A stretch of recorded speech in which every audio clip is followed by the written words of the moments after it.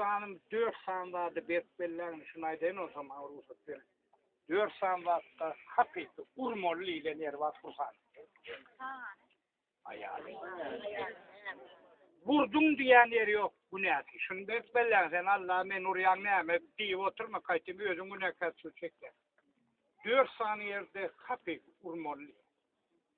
Son birincisi giyme diyen köyüne onu giydiği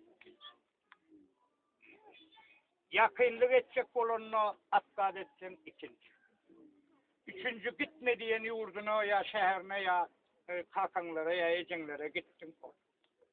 Dördüncü sen nakar şor düğümü işini etmen dünya ulatlarına nemesin ana. Şu 4 standartta vurduya günü kamçıyla diye edep kamçıyın asıl vurdursun gözünün ağzına. Şunu berk ben. Son için adamınız kovurun ana ırskal, devlet, hiç yerde kovsa yoktur. O kovur ne anlar gözünü? Gönü yan yollusun, basık giden ayağı yerine değmez. Öz arrığını kar eden, kişarrığına elin son için ağzı birliği, yüzümüz dörü. Yan yollusumuza bir vefalık etmeli.